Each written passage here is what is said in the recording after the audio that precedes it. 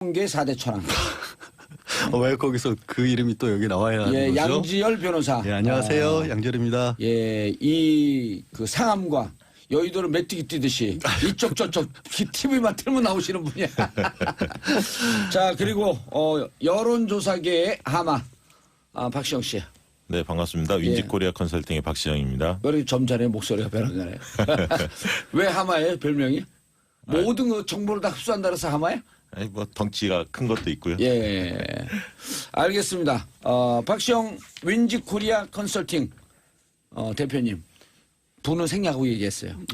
자, 무슨 자료를 갖고 왔나요? 여론조사 들으면 우리 청취자분들이 재미면 쏙 돌리거든. 네. 여론조사도 재밌게 얘기해 줘야 돼요. 이제 대선과 뭐 조기 대선 가능성이 좀 높아지는 상황 아닙니까? 조금 높아진 게 아니라 뭐 거의 기정사실화 됐죠, 이제. 그러다 보니까 이제 언론에서 계속 지금 대선 후보들 지지도 이런 것들이 속출하고 있는데요. 이번 주에도 한 네다섯 군데에서 이렇게 발표가 됐었습니다. 이제 지지도 흐름을 좀 살펴볼 필요가 좀 있는데요.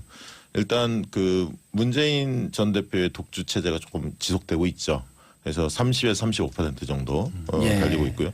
한동안 이제 20%를 오갔던 안희정 지사가 좀 빠져서 지금은 이제 10한 3% 정도를 하고 있고요. 황교안 권한대행도 그 정도를 다투고 있습니다. 둘이 2위 싸움을 벌이고 있고 한 10%포인트 정도를 안철수 이재명 그 뒤를 잇고 있는 그런 상황이 지속되고 있습니다. 예. 양 변호사님. 저 여론조사가 지금 몇 개월째 쫙 저렇게 오고 있어요. 이제 그렇죠. 그 특징적인 게 12월 중순 이후에 이재명 시장이 18%까지 갔다가 촛불 때. 예, 그랬다가 이제 거기도 뭐 빅텐트 때문에 주저앉고 그리고 안희정 지사가 22%까지 갔을 때 관심이 있었죠. 25%를 넘으면 이변이 생긴다. 그때부터 제로스 세 게임이 되니까. 그렇죠. 깎아먹기를 해야 아니면 되니까. 이게 무너지게 되면 근데 그때 선의 발언과 그러니까 분노 발언. 연전까지는 괜찮았는데 연전까지 괜찮았죠. 선의는 너무 나갔었던 것 같아요. 그게 결국에는 한참 오르막길 올라가다가 왜 오르막길 올라갈 때 팍 치고 올라가야 되는데 선의가 딱 브레이크가 된 거죠. 그 선의 발언도 미르재단과 K스포츠 재단도 선의 있지 않았겠느냐. 그러니까 묘하게 거기까지 연결이 되는 거예요. 사람이 연상 효과라는 게 중요한데 말이라고 하는 게 아까 원희리 기자가 정치가 말이 어렵다고 했는데 안 지사께서 철학과 출신이잖아요. 이 철학과의 어떤 약간 좀 뭐 어떻게 해야 될까 어려운 점 말을 좀 이렇게 세미나 가서 하시듯이 그렇게 하세요. 그러니까 철학과 출신들은 되게 좋아하는데 그게 좀 심하셨던 것 같아요. 저도 철학 공부를 많이 했거든요. 국립선언 들어가서.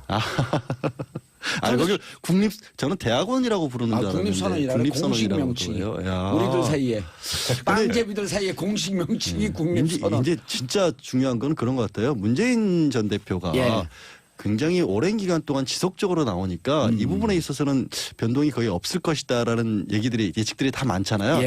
이제 이번 주말 내지는 다음 주 초에 헌법재판소에서 탄핵 결정이 나는데 그 이후까지도 지속이 될 것이냐. 그러니까 걱정이라기보다는 이런 거죠. 사람들이 탄핵을 인용해야 된다는 목소리가 굉장히 높은데 또 그에 못지않게 이후에 전국이 혼란스러워지는 걸 막으려는 걱정하는 분들도 또 있거든요.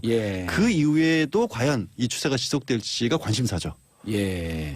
자, 아이고 지금 뭐 문자가 쏟아지고 있습니다. 샵 1035 문자가 쏟아지고 있어요. 아까 제가 뭐라고 말씀드렸죠? 문자는 봉도사도 춤추게 만든다. 안중근 의사의 포맷이 있어요. 하루라도 문자를 보내지 않으면 손에 가시가 놓친다. 자, 김전님 문자 봉도사 이제 목소리가 조금 익숙해지네요. 첫 시작부터 이틀 동안 다른 방송으로 갈아타나 고민하게 만드시다니 안차가 됩니다. 잘 생각하셨어요. 그리고 남희석 씨하고 제가 절친입니다. 남희석 씨 방송 뺏은 게 아니고요. 남희석 씨가 저 양보해갖고 주고 간 거예요. 자, 단문 50원 장문 100원의 유료 문자. 그래서 청취자분들이 함께 참석해 주셔야지 방송에 팍팍 삽니다. 샵 1035로요. 자, 지금 이제 포인트가요. 우리 양지열 변호사님께서 쫙 설명한 척하더니 답을 탁 던졌어. 탄핵 이후에 어떻게 되느냐. 이제 탄핵 이후에 지금까지 이제 분노의 정서가 높았거든요. 불안의 정서보다는. 제가 볼 땐 분노의 정서가 거의 한 80%. 그게 이제 탄핵에 대한 찬성으로 나타나는 거죠.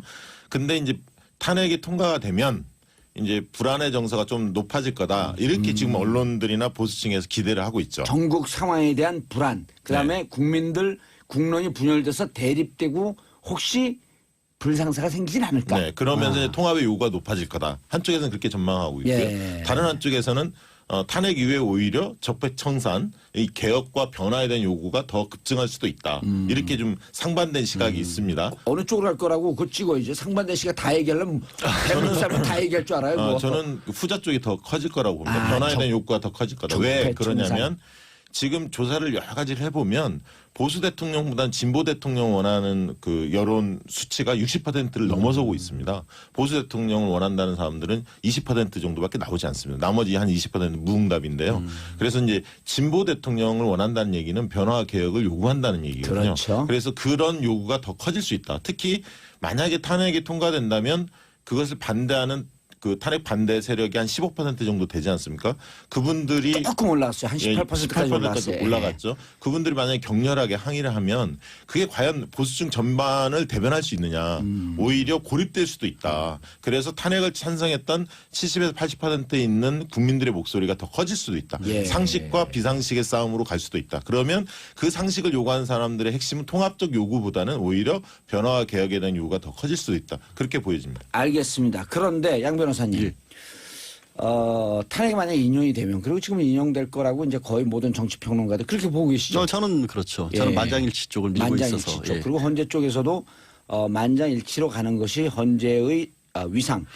헌재 위상도 그렇지만요. 지금 국민 그 정치 상황. 그렇죠. 지금 예. 말씀하신 것처럼 헌재도 국론 분열이라는 것을 우리가 안 할 수가 없을 겁니다. 그럼요. 그렇기 때문에 여기서 뭐 다수 의견, 소수 의견 나누면 소수 의견을 주시면 이게 반대하는 쪽에도 명분을 제공을 하는 거거든요. 이게 바뀔 수도 있었던 결과였다. 그런데 지금 나오고 있는 것처럼 뭐 수사가 잘못됐기 때문에 편파적이었기 때문에 정치적으로 억울한 일을 당했다. 이런 목소리들 계속 살아날 거거든요. 그럼 그렇죠. 국가에 뭐가 도움이 예. 되겠습니까? 한 명이나 혹은 두 명이 일부 소수 의견의 기각이 있으면은 그렇죠. 억울하다. 예. 난 당했다. 예. 엮였다.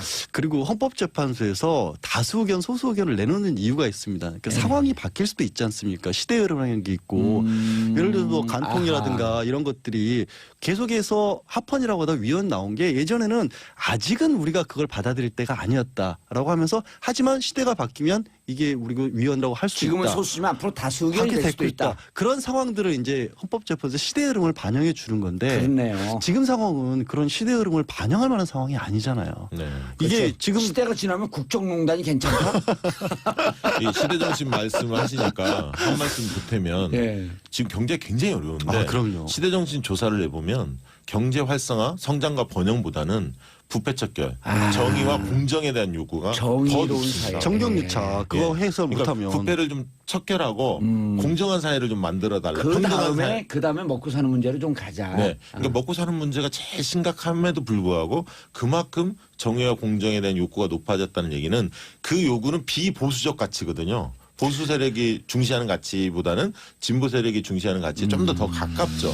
그렇기 때문에 아까 그런 요구가 크게 바뀌지 않을 가능성이 높다는 거예요. 탄핵 이후에도. 네. 실제로 보수라고 불리는 분들도요. 지난 보수 정권 10년 동안에 그러면 경제는 나아졌습니까? 안보는 나아졌습니까? 살림살이 좋아졌습니까? 그러게요. 그런 쉬운 말이 있는데 제가 예. 또 안 달라졌잖아요. 오히려 보수를 지지하는 분들조차도 말씀하신 그런 문제 때문에라도 지금은 바꿔야 한다는 목소리가 높은 것 같아요. 그러니까 새누리당에서 친박에 대한 문제점을 지적하면서 나온 바른정당. 네. 그다음에 이제 친박하고 우리가 좀 결별을 해야 된다 그러면서 자유한국당으로 바꿨잖아요. 그러니까 건전하고 합리적인 보수적 마인드를 갖고 있는 분들도 저 거리 집회 저거 문제 있다. 네. 저 친박 그렇죠. 중심으로 가는 집회 문제 있다. 그러니까 한 방송에서는 아예 친박 집회라고 그냥 찍어버려요. 근데 그렇게 얘기를 했는데도 불구하고 예. 어젠가 저 자유한국당 일부 의원들 한 58명 정도가 예. 헌법재판소의 탄핵을 기각 내지 각하해달라고 의견을 냈죠. 예. 그리고 친박 집회에서 새누리당 당명을 가지고 당을 또 만들겠다고 네. 이름을 차지를 했더라고요. 어떻게. 새누리당. 예, 새누리당 당명 안 예. 쓰니까 그 사이에 딱 등록을 해놨더라고요. 제가 팬카페 팬들 네. 23만 명, 23만 25만 명 그 가져본 경험이 있잖아요. 처음엔 지지하거든요. 네. 조금만 그들에게 싫은 얘기하면 바로 돌아서요.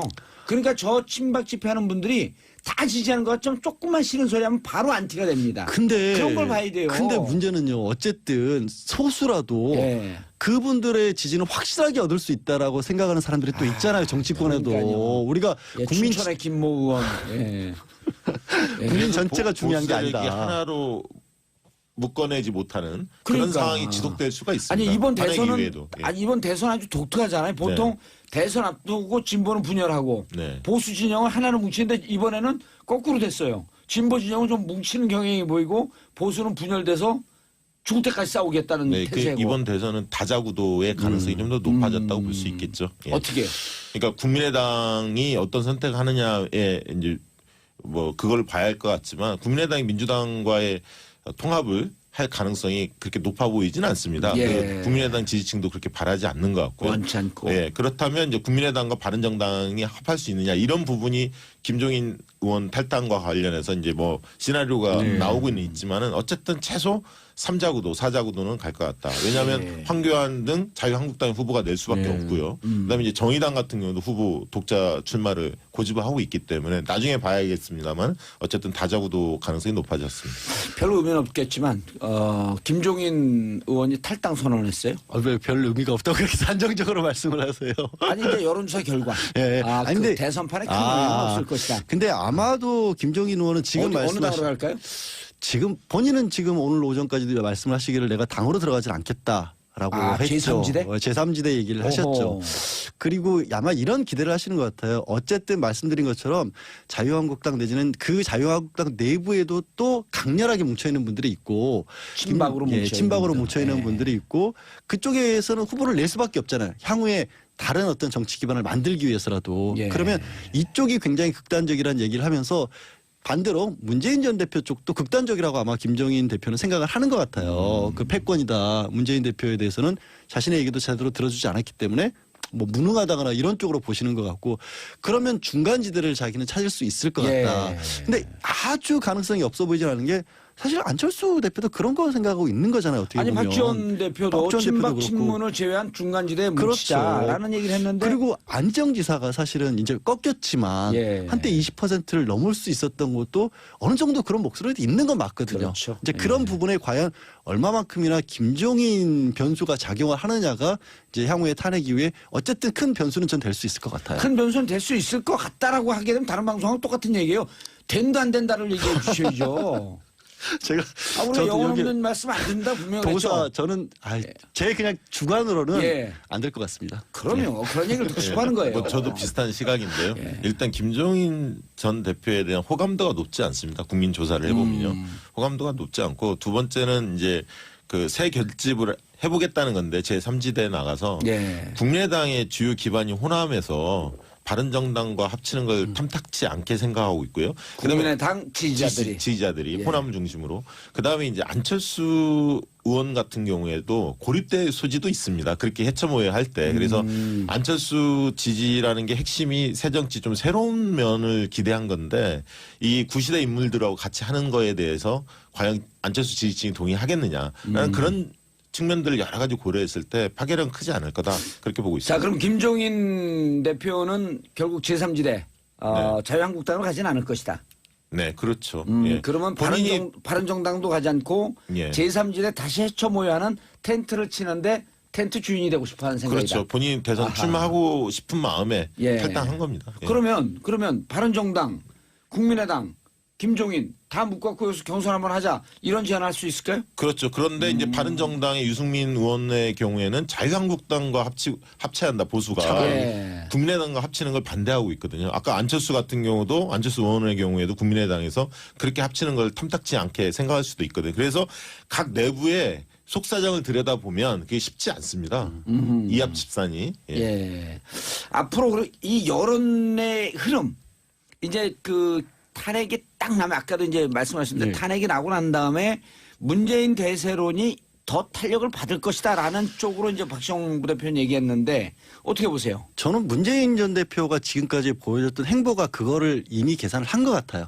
그러니까 뚜렷하게 큰 목소리를 내지 않는 바람에 예. 탄핵 과정에서는 일부 비판도 있었는데 그렇게 하지 않고 영입 작업 같은 것을 계속하면서 사실 이거 같죠. 뭔가를 목소리를 내면 얻어맞기도 쉽습니다. 근데 문재인 전 대표는 그동안에 거의 투명하다시피 하게 잘 의견 얘기를 안 했어요. 물론 그것도 비난을 하고 있지만 네. 그런 선명성이 어떻게 보면 없었고 그냥 자기의 어떤 중심적인 것 인류의 품격 이런 걸 지키고 나갔던 부분이 긍정적으로 작용할 가능성이 많고 예. 지금 그러니까 아까 말씀하신 분노의 감정보다 불안의 감정이 왔을 때 좀 예. 안정적으로 그 상황을 타고 넘어갈 것이다. 예, 그거를 준비를 해오신 것 같아요.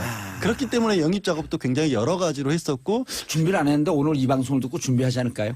호남 출신들도 많이 영입도 했지 않습니까? 그런 그렇죠. 부분들이 그게 예. 다 노림수가 있는 것 같았어요. 예. 예, 문재인 지지도의 특성을 보면 양과 질 모두에 있어서 상당히 양호한 느낌이 듭니다. 왜냐하면 업그레이드 됐죠. 양이야 뭐 다 알다시피 지지도가 높고 2위와의 격차가 크다. 이거는 누구나 알고 있는데 문제는 질적인 측면이거든요. 예. 질적인 측면에서 고정 지지층 계속 지지했던 사람들이 탄탄하게 받치고 있는 게 한 70% 정도를 차지하고 있습니다. 그러니까 거의 30% 중에서 한 20%의 지지자들은 계속 문재인을 지지자다. 계속 지지했던 사람이고요. 아하. 그다음에 계속 지지 의향 앞으로도 안 바꾸겠다는 충성도가 굉장히 높습니다. 거의 80%를 유지하고 있고요. 그다음에 경선 참여 의향률에서도 응집력을 보이고 있습니다.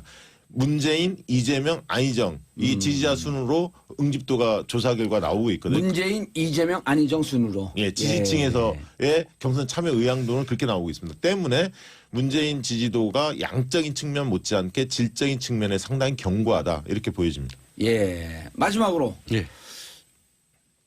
이제 민주당 경선 들어가는데 광주에서 어떻게 될지. 광주 호남 민심이 최근에 예. 여론조사에서 시장 안희정 뉴스가 지사가 짧게 한마디로. 문재인 쪽으로 가는 것 같습니다. 안희정 지사가 아니 1등 하는 거 뭐 대세라고 했잖아요. 예, 그렇죠. 몇 프로? 호남 지역에서 50% 넘겠냐 안 넘겠냐? 60%. 이야 딱 찍네요. 예, 저도 비슷한 의견입니다. 60%. 이야 아니 이분들 둘이 짜고 들어온 거 아니야? 저는 오늘 처음 뵀습니다. 아, 그래요? 들어와서 인사드렸습니다. 예, 사실. 좀 약간 안티 이미지예요. 아니 그건 아니에요. 자, 정체가 당당하셔서. 박정부 대표 양지열 변호사님 두 분 수고하셨습니다. 저는 잠시 뒤 2부에 뵙겠습니다.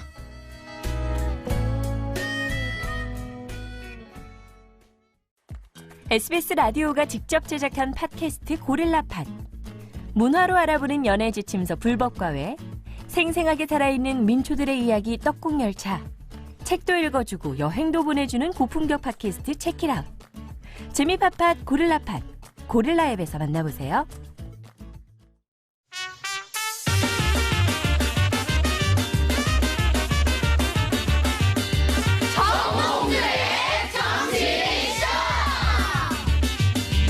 정치판이 궁금하십니까?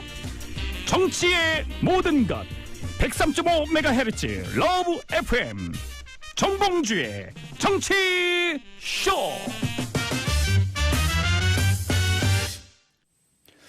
자, 보내주신 문자 잠깐 소개해드리고 말씀 이어가겠습니다. 2453님, 듣고 나면 속 시원한 정봉주 쇼, 샘물방송 정봉주의 정치쇼. 4584님, 정경유착과 부패가 척결된 날이 빨리 왔으면 좋겠습니다.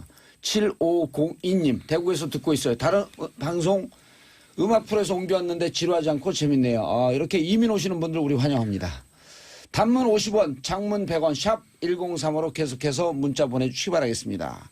청취자의 문자는 정봉주로 춤추게 한다. 이정훈 변호사, 노영희 변호사 두 분 나와주셨는데요.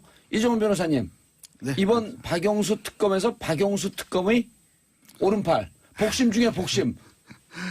뭐 그런 건 아니고요. 같은 법무법인에 근무하는. 네. 그게 중요하죠, 그게. 네. 자, 수사지원단에 있었는데 수사지원단이 뭐 하던데요? 잘 모르는데 사람들이. 아마 수사지원단에서 했던 일들은 대부분 아마 외부적으로 별로 안 알려졌을 겁니다.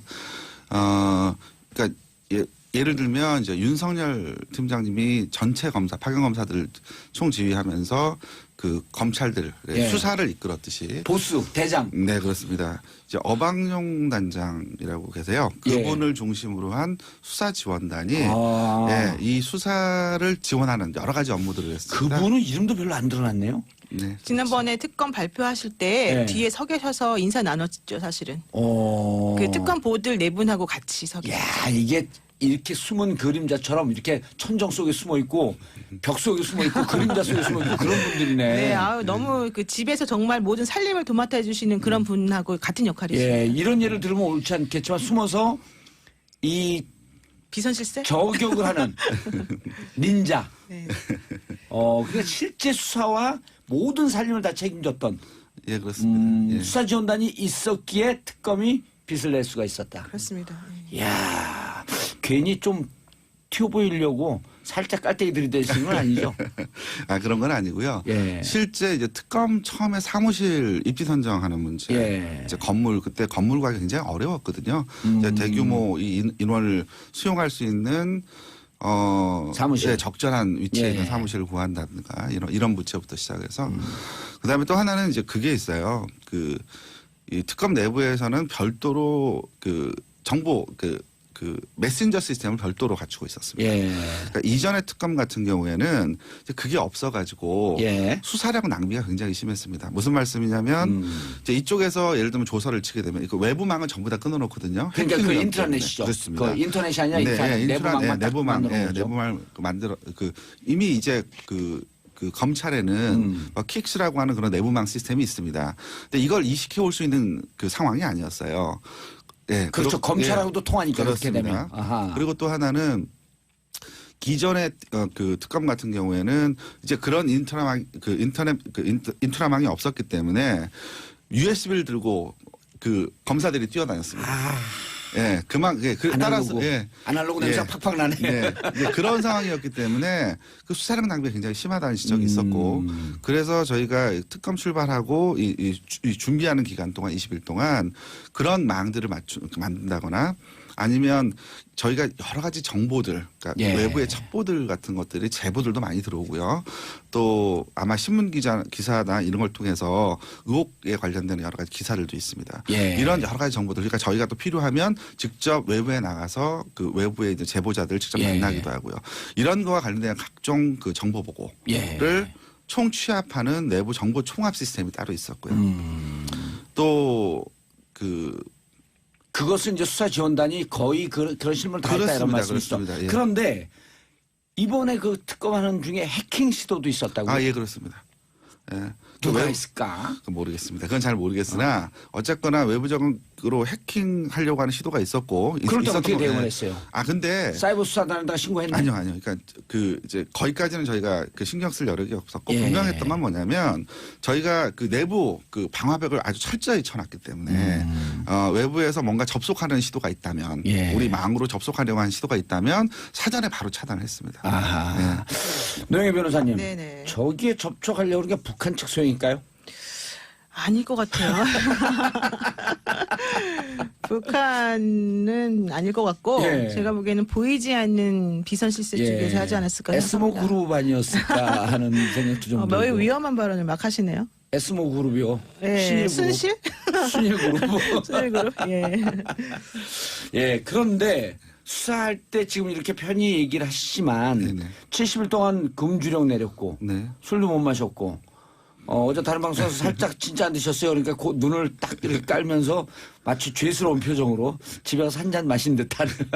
자, 그런데 잠복 근무도 수시했다고. 아, 그렇습니다. 예, 그러니까 실제로 저희가 이제 아주 굉장히 중요한 참고인 예. 뭐 이런 분들의 진술을 얻어내야 되는데 이분들이 연락을 끊거나 그러면 이제 그분을 어떻게든 만나서 뭐 설득을 해야 될 필요도 있고 하기 때문에 예. 뭐 그렇다고 하면 그분을 만나기 위해서 또 그쪽 주소지를 추적을 해서 그 앞에 장기간 대기하고 있거나 이런 일들이 있었죠. 그런데 이제 아까 제보 말씀하셨는데 노영 변호사님 그거 아세요? 새벽 4시에 롯데 호텔로 갔다는 거예요. 네네. 그냥 갔더니 허탕? 그건 무슨 얘기예요? 이제 그날 아마 그 외부에 별도의 압수색을 하러 가는 날이었어요. 그래서 압색, 전문용어로 압색. 압색 하는 날이었죠. 그래서 이제 팀들이 다 짜여 있었는데 갑자기 새벽 4시에 연락이 왔습니다. 위에서. 그래서 지금 급하게 어딜 가봐야 된다. 그래서 무슨 일이냐 그랬더니 그 미주의 모 한인 신문에서 그 세월호 6시간, 7시간 당시에 박 대통령께서 그 롯데호텔 36층에 뭐 시술을 받았다. 예. 뭐 이런 제보가 있다. 예, 미주 무슨 언론이 썬데이 저널이죠. 그런 건 얘기하셔도 돼요. 하여튼 그런 예. 그 일이 있어가지고 그 새벽에 특별수사관 3명이 긴급 파견됐습니다. 예. 그래서 호텔 현장에 갔었고요. 그다음에 뭐 CCTV 예. 혹시 확보할 수 있는지라든지 또 당시의 근무일지라든가 이런 걸 확인하고 당시 근무자들하고 직접 면담을 하고 세월호 7시간 2014년 4월 16일 오전에 대통령이 거기를 왔었다라고 하는 보도가 나왔던 거죠. 예, 그렇습니다. 예. 그러니까 사실 뭐 언론에 남아 있는 부분들도 부분적으로 오보들도 있고, 그다음에 저희 그 수사 지원단으로 들어오는 각종 제보나 아니면 진정서, 탄원서 이런 것들이 굉장히 많았거든요. 이제 이런 것들도 혹시 그 안에서 정말 그 별처럼 빛나는 저에게 정말 중요한 결정적인 그 증거들이나 증언들이 있을 수 있기 때문에 이제 그게 허위인지 진실인지를 사전에 걸러내야 될 필요가 있습니다. 이제 이런 것들을 사전에 걸러내고 혹시나 의미 있다고 보여지면 실제로 그 팩트를 다시 체크하고요. 다시 확인을 해서 그걸 다시 정보 보고로 만들고 그래서 그걸 다시 그 수사팀에 넘겨주는 그런 역할. 갔더니 일단 오보였죠? 예, 그렇습니다. 잘못된 제보였어요. 네. 실제 거기 말했던 36층은 연회장으로 사용되고 있었고요. 아 그래요? 예. 거기에는 방송은 그 자리에 이른바 국가 요인 한 명이 쉴 수 있는 방이 있었다. 그건 아니었습니다. 실제 가서 저희가 연회장이었었어요? 네, 연회장이었고 거긴 방이 없었고요. 그 층에는. 거기다가 긴급하게 연회장으로 바꾼 건 아니고? 그건 아니었습니다. 예전부터 계속 그 사용했다는 그 내용들을 확인을 했고 예. CCTV는 물론 이제 이미 시간이 지나서 확인할 수 없었고요. 다만 이런 부분들은 확인이 됐었으면 뭐냐면 예를 들면 VIP가 호텔에 오게 되면 직원들 사이에서 이제 그런 VIP가 이제 오셨을 때 대응하는 매뉴얼들이 있어요. 그러니까 이제 그게 가동이 돼야 되는데 이제 그게 당일날은 가동된 바가 없는 거죠. 뭐 이런 여러 가지 내용들을 봐서는 이거는 뭐 믿을 수 없는 정보구나. 뭐 이렇게 해서 허탕치고. 알겠습니다. 정봉재 정치쇼는 전문가들끼리만 하는 우리들만의 리그가 아니고요. 우리 청취자분들이 함께 참여할 수 있는 그런 소통을 중시하는 프로그램입니다. 이차이님, 이정원 변호사님 정말 역사를 위해서 길이길이 훌륭한 큰일을 하셨습니다. 그랬어요? 저는 별로 한 게 없는 것 같습니다. 수고 많으셨습니다. 감사해요. 이런 문자 오셨고요. 샵 1035로 문자 보내주시기 바라겠습니다. 그럼 저희가 계속 읽어드리겠습니다. 그리고 그게 참여하는 거예요. 그리고 단문은 50원, 장문은 100원. 이게 많이 들어오게 되면 제 출연료가 또 조금 올라갈지도 모릅니다. 자, 수사 지원단 얘기는 좀 정리하고요. 어때요? 그 특검에 나오신 분들. 이제 다 제일 궁금한 게 우병우 수석, 김기춘. 뭐 이제 김기춘은 구속이 됐기 때문에 우병우 수석 얘기를 어쨌든 조금 더 얘기를 해야 될 것 같은데 노 변호사님. 네. 우병우 수석에 대해서 좀 아세요? 우병우 라인이에요? 저는 우병우 라인에 끼고 싶었는데 못 껴가지고 그런 못 껴서 괴로워하는 분들을 많이 알고 있죠. 나는 끼고 싶어. 나 그러니까 꼈으면 복권 시켜줬을 텐데. 인생 새옹지마입니다. 우병우 수석이 그 특검에서 네네. 뼈 같은 변호사시고 또 이제 특검 원죄 전문 변호사니까 일부러 하는 것 같아요? 못한 것 같아요? 뭐 두 가지가 좀 섞여 있지 않나. 사실 그 이정원 변호사 같은 특검 관계자들의 얘기는 수사의 진행상, 절차상 우병우 수석을 수사할 수 없는 시스템이 있었다, 뭐 구조적인 문제가 있었다 이런 얘기를 했어요. 그게 이제 다른 분들을 먼저 수사해야만 우병우 수석에 대한 그런 혐의점들을 확인해서 다시 제대로 수사할 수 있기 때문이었다 이런 얘기를 하고 있는데 약간 양상치 같은 얘기죠. 사실 저는 그 말을 다 믿지는 않고요. 그 말은 50%가 믿습니다. 정답이에요. 그리고 아마도 제가 듣기로는 특검 내부에도 당연히 우병우 라인이 좀 계셨던 걸로 알고 있고 그럼에도 불구하고 본인들이 이제 정확하게 제대로 공정하게 수사하려는 노력을 했던 것도 사실이고 두 가지가 다 있는 것 같아요. 솔직히. 반론하세요. 오늘 여기 청문회 자리에서 살아나가기 쉽지 않습니다. 어제도 말씀드렸듯이 혹시나 그렇게 비칠까봐 특검 내부에서는 굉장히 많이 걱정했고 그리고 그걸 위한 여러 가지 그 장치들을 갖고 있었던 건 분명합니다. 기운은 어땠어요? 정확하게. 그러니까 우병우에 대한 어떻게 해야 된다. 그러니까 정말 어제 뭐 다른 방송에서 또 저한테 개인적으로 20명 검사 내가 살면서 가장 독한 사람들을 봤다. 근데 그분들이 우병우 잡아야 된다라고 하는 결기가 분명히 느꼈어요. 그럼요. 그러니까 거기까지 쳐야 된다라고 하는 의견이 분명히 존재했고요. 레알? 예, 그렇습니다. 레알? 예. 그러니까 필요하다면 검찰 내부까지도 수사가 필요하다라고 하는 거에 대해서는 검찰 내부까지. 네, 그렇습니다. 그거에 대해서는 특별한 이견은 없었던 걸로 알고 있습니다. 근데 그 말씀이 좀 맞기도 하고 안 맞기도 하는 게 이번에 그 오늘 뭐 못가게요 왜 그래요? 아니 이번에 우리가 이제 우병우 수석을 당연히 기소는 못했지만 예. 드러난 사실 중에 하나가 예를 들면 김순환 검찰총장과 뭐 20번 이상 통화했다는 내역이라던가 그렇죠. 그 또 뭐- 7월과 9월 예, 사이에 예. 그 검찰과 한 통화가 1000통화쯤 된다. 네, 그 법무부에는 또 그분하고 또 1000통화 예. 넘게 했다는 통화 내역 수사국장, 예, 예. 그 라인이 좋아요. 그런 것들을 전부 종합해 봤을 때 예. 그분들 사실 검찰의 완전 수뇌부 아니겠습니까? 그분들을 직접적으로 이 밑에 있는 특별수사관이나 이 파견나오는 검사들이 아무런 사심 없이 정말로 정의감에 똘똘 뭉쳐서 그분들을 수사할 수가 과연 있었을까? 현실적으로. 저는 현실적으로 지금 말씀드리는 예, 거예요. 제가 노영희 변호사를 좋아하는 이유입니다. 반론하세요. 일단 이게 상황하고 계셔 지금. 아니요. 아, 눈을 저 쳐다보고 얘기하세요. 저를 못 쳐다보시는데. 그런 문제는 아니고요. 굉장히 부담스러운 수사는 분명합니다. 특히나 그러면 권력의 정점에 있었는데. 네, 그렇습니다. 그러니까 그런 분들에 대한 수사가 진행이 되려고 하면 다시 한번 말씀드리자면 굉장히 그 주변부터 차근차근 충분한 증거들이 쌓이고 그걸 위한 준비가 돼야 됩니다. 그러기 위해서는 그만큼 그러니까 그 수사기간 연장이 되지 않았기 때문에 그걸 준비할 만한 시간이 많지 않았죠. 예. 그랬던 것이고 만약에 시간이 주어졌다고 한다면 물론 그런 부분이 굉장히 그러니까 다른 조사보다 훨씬 부담감이 많았을 거예요. 그런 의미에서 조금은 더 소극적일 수 있었습니다. 예. 그렇지만 의지가 없었거나 그다음에 그랬던 건 아니었어요. 돌발 질문이요. 예.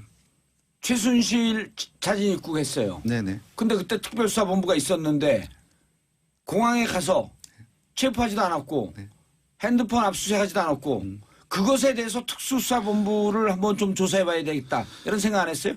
그러니까 그거를 그때 증거인멸 다 했을 텐데. 그러니까 이제 특검 내부의 분위기는 그렇죠. 예. 뭐냐면 당시에 당시에 바로 체포해서 그 휴대폰을 압수했다면 그랬다고 한다면 수사가 좀 더 쉬웠을 것인데 예.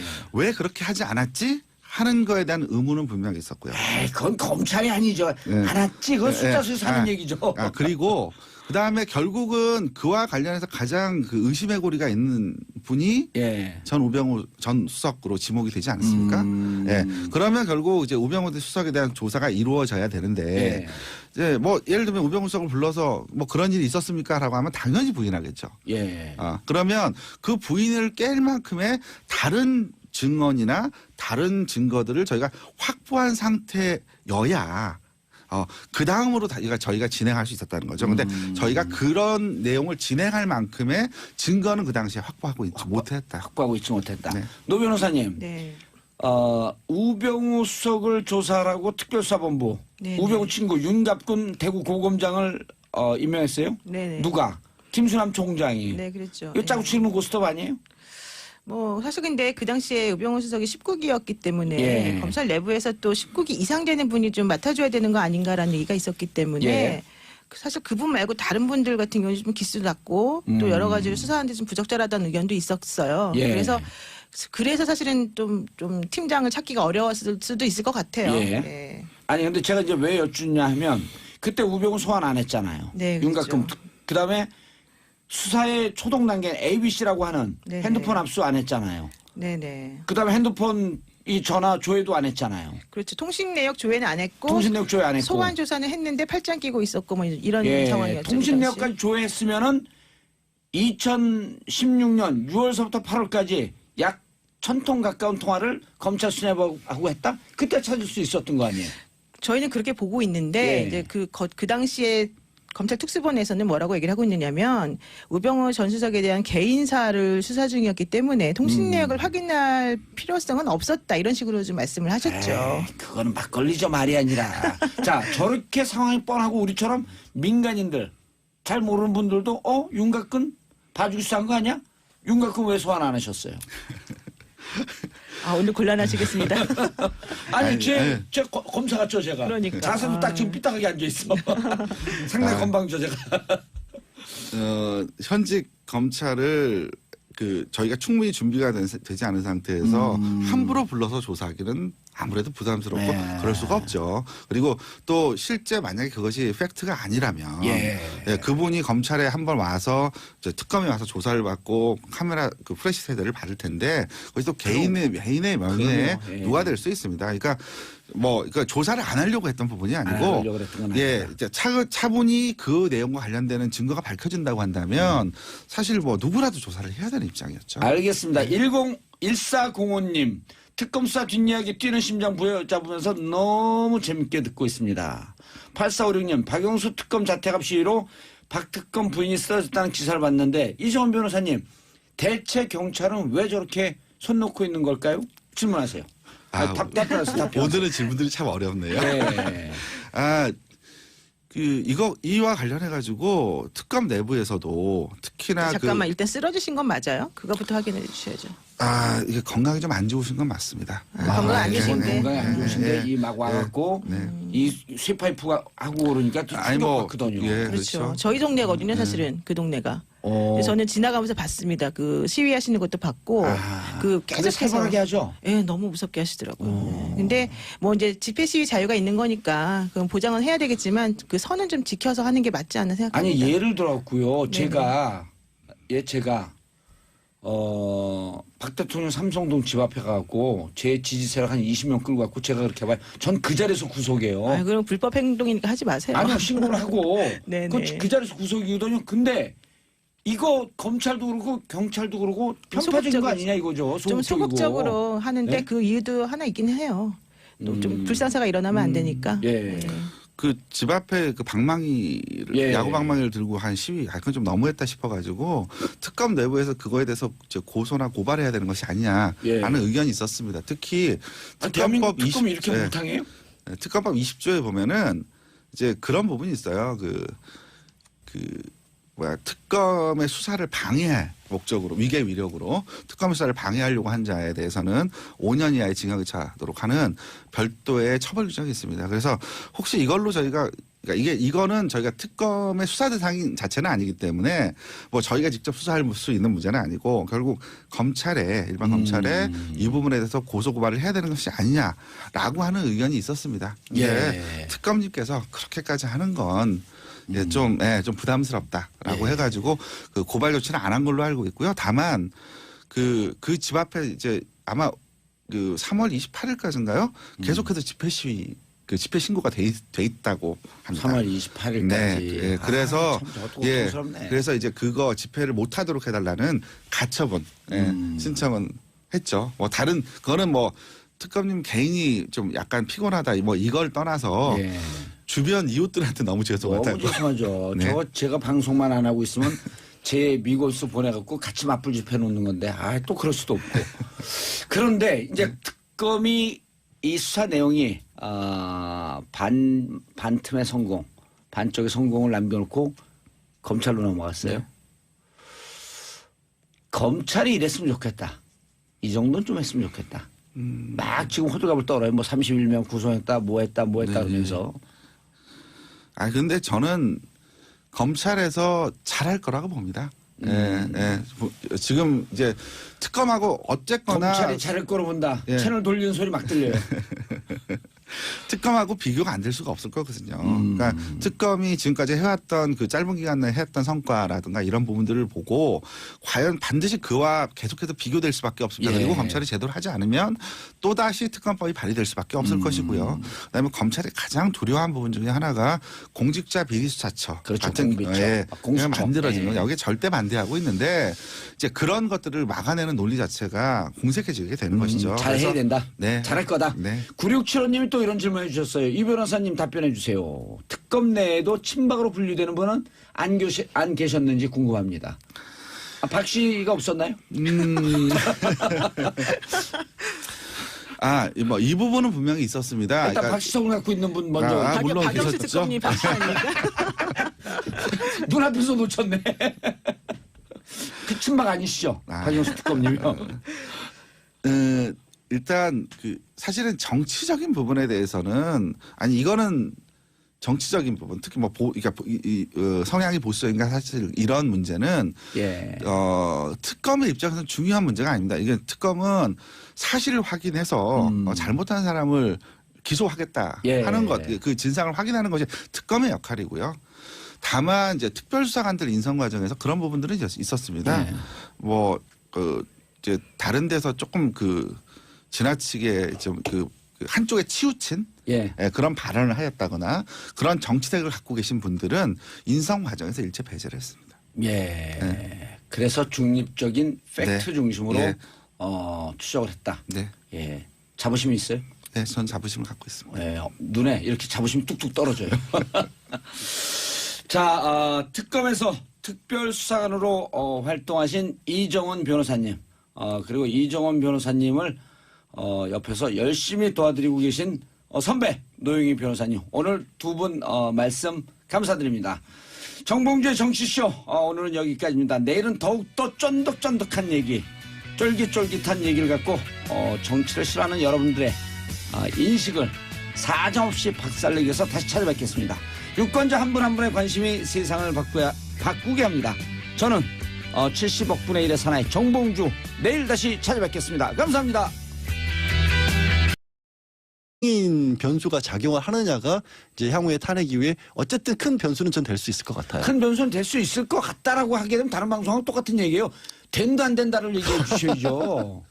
제가 우리가 저도 영혼 여기 없는 말씀 안 된다 분명히 도사 그랬죠. 저는 제 그냥 주관으로는 예. 안 될 것 같습니다. 그럼요. 그런 얘기를 듣고 싶어 하는 거예요. 뭐 저도 비슷한 시각인데요. 예. 일단 김종인 전 대표에 대한 호감도가 높지 않습니다. 국민 조사를 해보면요.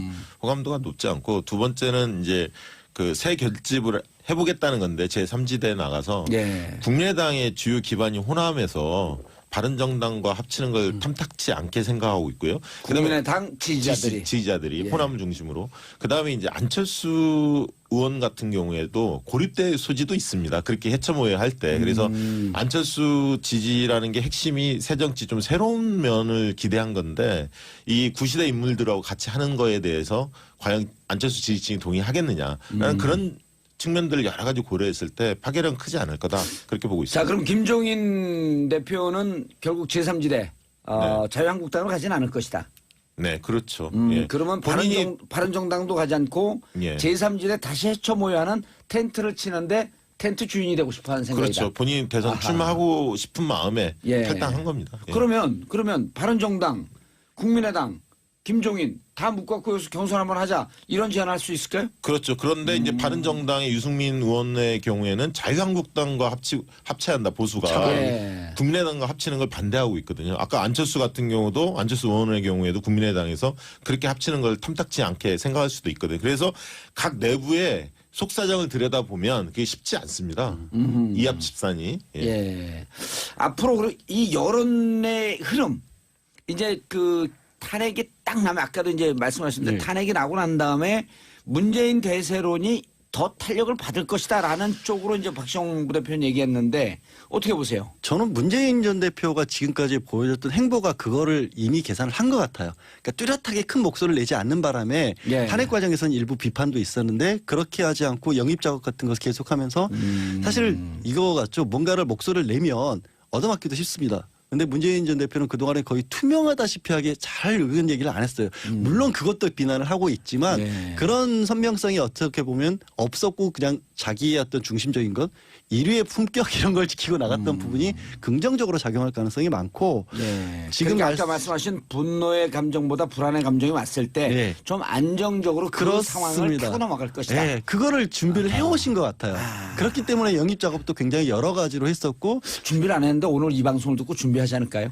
호남 출신들도 많이 영입도 했지 않습니까? 그런 그렇죠. 부분들이 굉장히 예. 다 노림수가 있는 것 같았어요. 예. 예, 문재인 지지도의 특성을 보면 양과 질 모두에 있어서 상당히 양호한 느낌이 듭니다. 왜냐하면 업그레이드 됐죠. 양이야 뭐 다 알다시피 지지도가 높고 2위와의 격차가 크다. 이거는 누구나 알고 있는데, 문제는 질적인 측면이거든요. 예. 질적인 측면에서 고정 지지층, 계속 지지했던 사람들이 탄탄하게 받치고 있는 게 한 70% 정도를 차지하고 있습니다. 그러니까 거의 30% 중에서 한 20%의 지지자들은 계속 문재인을 지지자다. 계속 지지했던 사람이고요. 그다음에 계속 지지 의향, 앞으로도 안 바꾸겠다는 충성도가 굉장히 높습니다. 거의 70-80%를 유지하고 있고요. 그다음에 경선 참여 의향률에서도 응집력을 보이고 있습니다. 문재인, 이재명, 안희정 이 지지자 순으로 응집도가 조사 결과 나오고 있거든요. 문재인, 이재명, 안희정 순으로. 예, 지지층에서의 경선 참여 의향도는 그렇게 나오고 있습니다. 때문에 문재인 지지도가 양적인 측면 못지않게 질적인 측면에 상당히 견고하다 이렇게 보여집니다. 예. 마지막으로 예. 이제 민주당 경선 들어가는데 광주에서 어떻게 될지.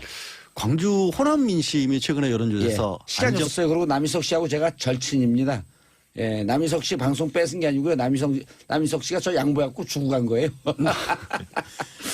자, 단문 50원, 장문 100원의 유료 문자. 그래서 청취자분들이 함께 참석해 주셔야지 방송에 팍팍 삽니다. 샵 1035로요. 자, 지금 이제 포인트가요. 네.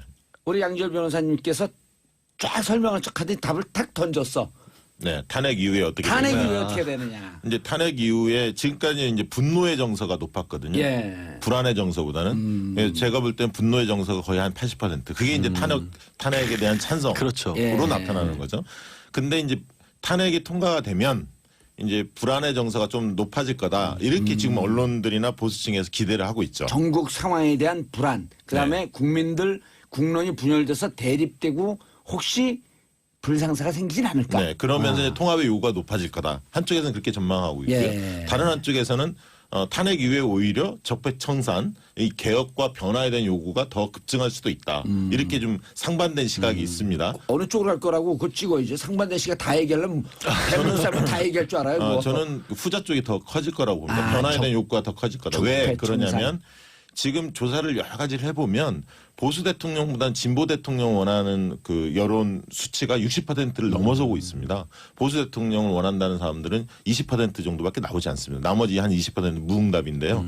그래서 이제 진보 대통령을 원한다는 얘기는 변화 개혁을 요구한다는 얘기거든요. 그렇죠. 그래서 그런 요구가 더 커질 수 있다. 특히 만약에 탄핵이 통과된다면 그것을 반대하는 그 탄핵 반대 세력이 한 15% 정도 되지 않습니까?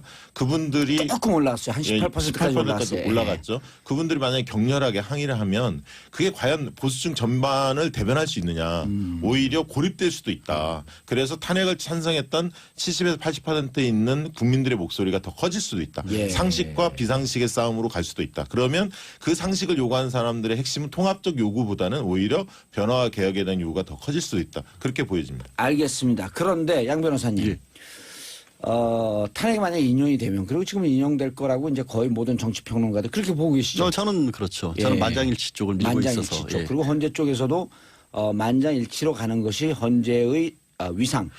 헌재 위상도 그렇지만요. 지금 국민 그 정치 상황. 그렇죠. 지금 예. 말씀하신 것처럼 헌재도 국론 분열이라는 것을 우려 안 할 수가 없을 겁니다. 그럼요. 그렇기 때문에 여기서 뭐 다수 의견, 소수 의견 나누면 소수 의견을 주시면 이게 반대하는 쪽에도 명분을 제공을 하는 거거든요. 이게 바뀔 수도 있었던 결과였다. 그런데 지금 나오고 있는 것처럼 뭐 수사가 잘못됐기 때문에 편파적이었기 때문에 정치적으로 억울한 일을 당했다. 이런 목소리들 계속 살아날 거거든요. 그럼 그렇죠. 국가에 뭐가 도움이 예. 되겠습니까? 한 명이나 혹은 두 명이 일부 소수 의견의 기각이 있으면은 그렇죠. 억울하다. 예. 난 당했다. 예. 엮였다. 그리고 헌법재판소에서 다수 의견, 소수 의견을 내놓는 이유가 있습니다. 그러니까 상황이 바뀔 수도 있지 않습니까? 시대 흐름이라는 게 있고 예를 들어서 뭐 간통이라든가 이런 것들이 계속해서 합헌이라고 하다 위헌 나온 게 예전에는 아직은 우리가 그걸 받아들일 때가 아니었다라고 하면서 하지만 시대가 바뀌면 이게 우리가 위헌이라고 할 수 있다. 지금은 소수지만 앞으로 다수 의견이 하게 될 되고 수도 있다. 그런 상황들을 이제 헌법재판소 시대 흐름을 반영해 주는 건데 그렇네요. 지금 상황은 그런 시대 흐름을 반영할 만한 상황이 아니잖아요. 네.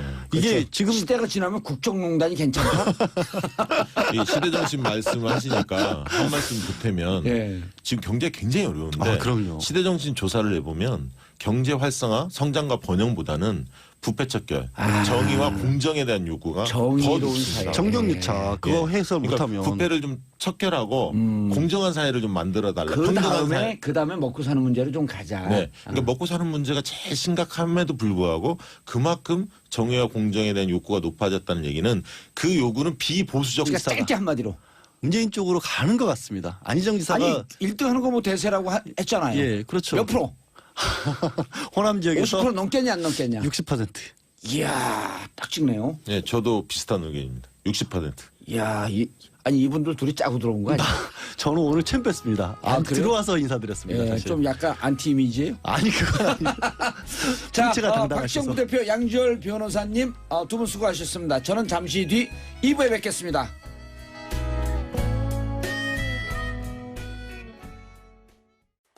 SBS 라디오가 직접 제작한 팟캐스트 고릴라팟. 문화로 알아보는 연애 지침서 불법과외, 생생하게 살아있는 민초들의 이야기 떡국열차, 책도 읽어주고 여행도 보내주는 고품격 팟캐스트 체키라웃. 재미팟팟 고릴라팟, 고릴라 앱에서 만나보세요.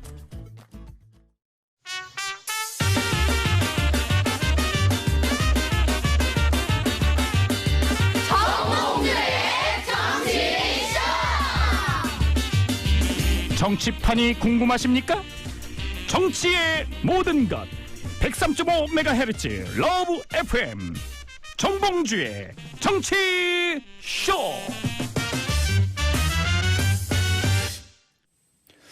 자, 보내주신 문자 잠깐 소개해드리고 말씀 이어가겠습니다. 2453님, 듣고 나면 속 시원한 정봉주 쇼, 샘물방송 정봉주의 정치쇼.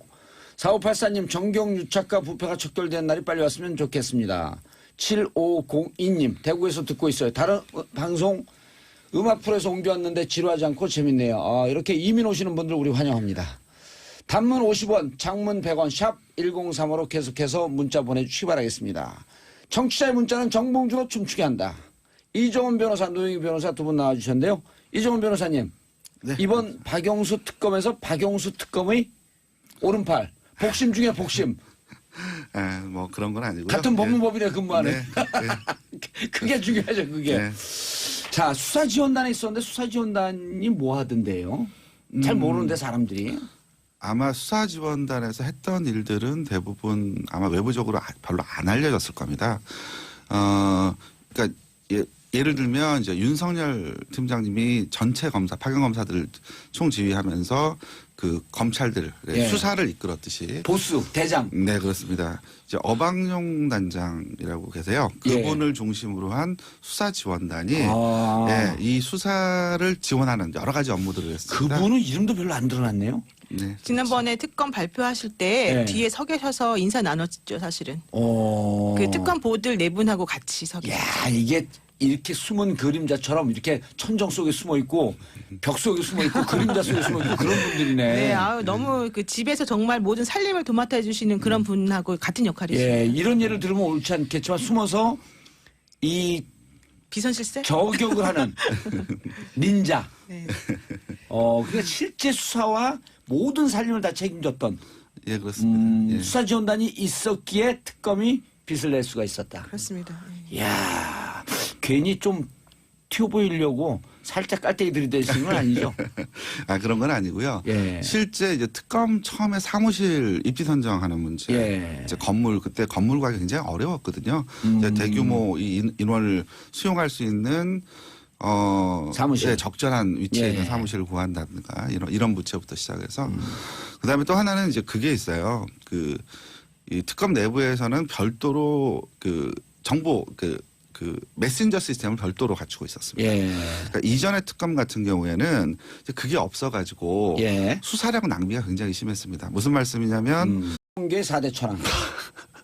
왜 거기서 그 이름이 또 여기 나와야 하는 예, 거죠? 양지열 변호사. 예, 안녕하세요. 양절입니다. 예, 이 그 상암과 여의도를 메뚜기 뛰듯이 이쪽 저쪽 TV만 틀면 나오시는 분이야. 자, 그리고 여론조사계의 하마 박시영 씨.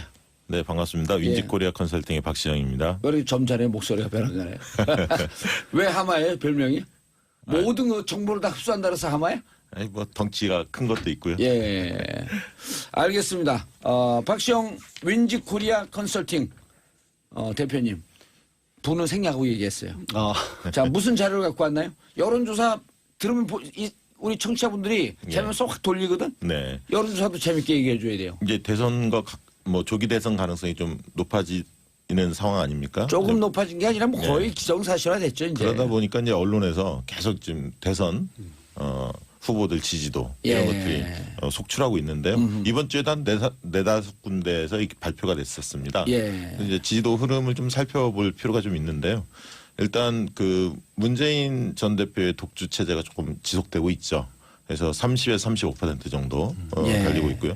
한동안 이제 20%를 오갔던 안희정 지사가 좀 빠져서 지금은 이제 10한 3% 3% 정도를 하고 있고요. 황교안 권한대행도 그 정도를 다투고 있습니다. 둘이 2위 싸움을 벌이고 있고 한 10%포인트 정도를 안철수 이재명 그 뒤를 잇고 있는 그런 상황이 지속되고 있습니다. 예. 양 변호사님.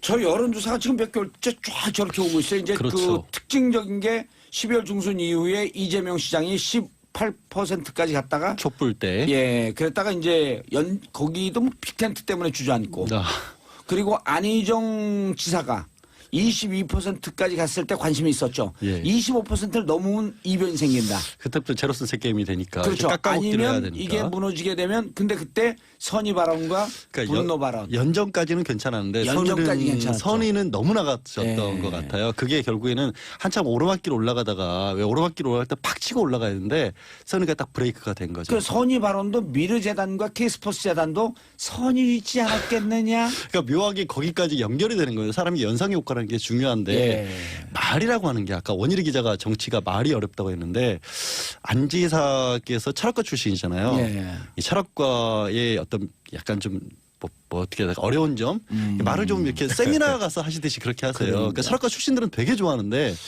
그게 좀 심하셨던 것 저도 같아요. 철학 공부를 많이 했거든요. 국립선언 들어가서. 거기 저는 대학원이라고 부르는 줄 알았는데 국립선언이라고 공식 명칭이. 우리들 사이에 빵제비들 사이에 공식 명칭이 국립선언. 이제 진짜 중요한 건 그런 것 같아요. 문재인 전 대표가 굉장히 오랜 기간 동안 지속적으로 나오니까 이 부분에 있어서는 변동이 거의 없을 것이다라는 예측들이 다 많잖아요. 이제 이번 주말 내지는 다음 주 초에 헌법재판소의 탄핵 결정이 나는데 그 이후까지도 지속이 될 것이냐. 그러니까 걱정이라기보다는 이런 거죠. 사람들이 탄핵을 인용해야 된다는 목소리가 굉장히 높은데 또 그에 못지않게 이후에 전국이 혼란스러워지는 걸 막으려는 걱정하는 분들도 또 있거든요. 그 이후에도 과연 이 추세가 지속될지가 관심사죠. 자, 아이고, 지금 뭐 문자가 쏟아지고 있습니다. 샵 1035 문자가 쏟아지고 있어요. 아까 제가 뭐라고 말씀드렸죠? 문자는 봉도사도 춤추게 만든다. 안중근 의사의 포맷이 있어요. 하루라도 문자를 보내지 않으면 손에 가시가 놓친다. 자, 김전님 문자. 봉도사 이제 목소리가 조금 익숙해지네요. 첫 시작부터 이틀 동안 다른 방송으로 갈아타는 고민하게 만드시다니 안차하렵니다. 잘 생각하셨. 가치거든요. 보수 세력이 중시하는 가치보다는 진보 세력이 중시하는 가치에 좀 더 가깝죠. 그렇기 때문에 아까 그런 요구가 크게 바뀌지 않을 가능성이 높다는 거예요. 탄핵 이후에도. 실제로 보수라고 불리는 분들도요. 지난 보수 정권 10년 동안에 그러면 경제는 나아졌습니까? 안보는 나아졌습니까? 살림살이 좋아졌습니까? 그러게요. 그런 쉬운 말이 있는데 제가 또 안 달라졌잖아요. 오히려 보수를 지지하는 분들조차도 말씀하신 그런 문제 때문에라도 지금은 바꿔야 한다는 목소리가 높은 것 같아요. 그러니까 새누리당에서 친박에 대한 문제점을 지적하면서 나온 바른정당.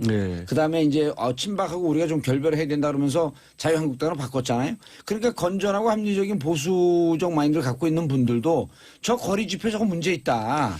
저 친박 중심으로 가는 집회 문제 있다. 그러니까 한 방송에서는 아예 친박 집회라고 그냥 찍어버려요.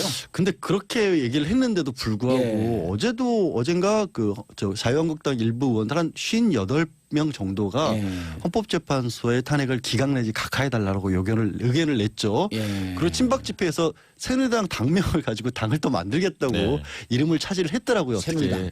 새누리당 당명 안 쓰니까 그 사이에 딱 등록을 해놨더라고요. 제가 팬카페 팬들 23만 명, 25만 명 그 가져본 경험이 있잖아요. 처음엔 지지하거든요. 조금만 그들에게 싫은 얘기하면 바로 돌아서요. 그러니까 저 친박 집회하는 분들이 다 지지하는 것 좀 조금만 싫은 소리 하면 바로 안티가 됩니다. 그런 걸 봐야 돼요. 근데 문제는요. 어쨌든 소수라도 그분들의 지지는 확실하게 얻을 수 있다라고 생각하는 사람들이 또 있잖아요. 정치권에도. 그러니까요. 우리가 국민 춘천의 김모 의원. 국민 전체가 중요한 게 아니다. 하나로 묶어내지 못하는 그러니까. 그런 상황이 지속될 수가 있습니다. 아니 이번 탄핵 대선은 이후에도. 예. 이번 대선 아주 독특하잖아요. 보통 대선 앞두고 진보는 분열하고 네. 보수 진영은 하나로 뭉치는데 이번에는 거꾸로 됐어요. 진보 진영은 좀 뭉치는 경향이 보이고 보수는 분열돼서 죽을 때까지 싸우겠다는 네, 태세고. 이번 대선은 다자구도의 가능성이 좀 더 높아졌다고 볼 수 있겠죠. 예. 어떻게?